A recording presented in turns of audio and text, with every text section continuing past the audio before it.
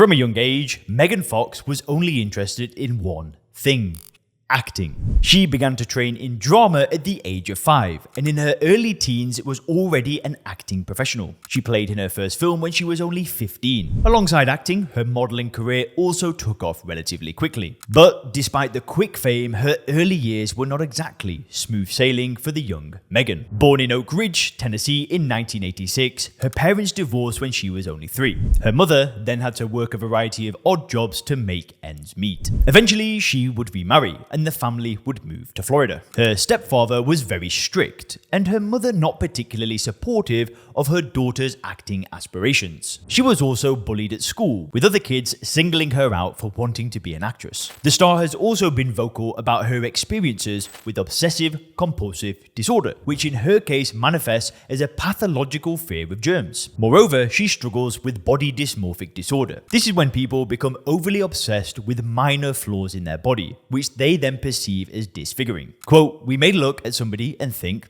that person is so beautiful. Their life must be so easy. They most likely don't feel that way about themselves." In another interview, she would add, "I'm really insecure about everything. Never think I'm worthy of anything. I have a sick feeling of being mocked all the time.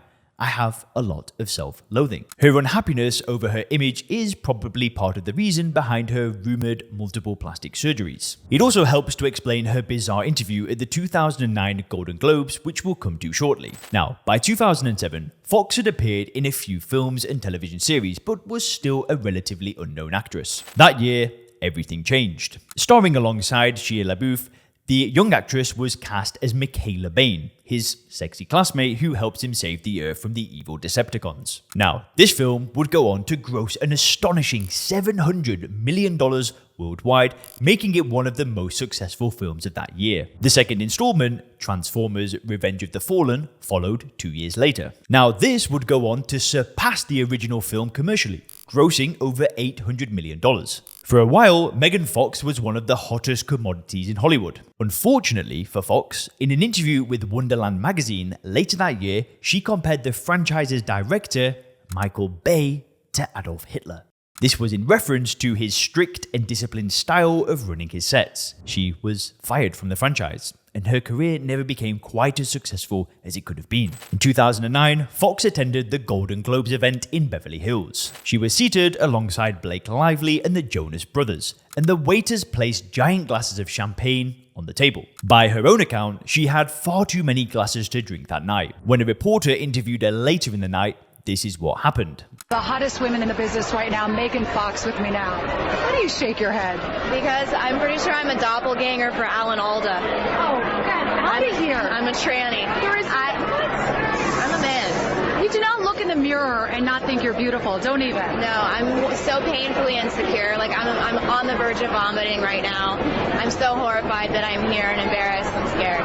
Is this your first time here? Yeah, it's my first time. I love you're watching the monitor. You're looking at Salma Hayek going, God, look how gorgeous she is. Have you looked at yourself lately? I really want her boobs. Those are the most amazing boobs.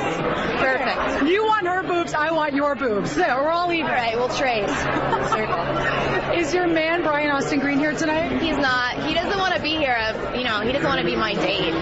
He's a man. He has an ego. So he's watching, maybe? I think he's probably working on music. I don't think he cares. For those of you who don't know, Alan Alda is an American actor now in his 80s. Now, unlike many of the other celebrities that we've covered on this channel already, Megan Fox never had a life and death problem with drinking. There were no serious health issues, no troubles with the law, no disintegration of personal relationships with loved ones, or any of that stuff. It was just, well, stuff like what we just saw. Drinking too much, saying and doing stupid things and coming to regret them. Then having the realization one day that you just don't have to put yourself through all of this. There is simply no need to drink at all. And sometime after the Golden Globes incident, Fox then made the decision to cut alcohol out of her life. In subsequent interviews, she describes her comments at the event as belligerent and admitted that they got her in a lot of trouble with the press. In an interview with Glamour magazine, she used the following analogy for alcohol. Quote, "When I was in Costa Rica, somebody described the purpose of alcohol with plant medicine. You use alcohol to extract the essence of a plant. And I thought, that is exactly how alcohol makes me feel, as though it's extracting my essence.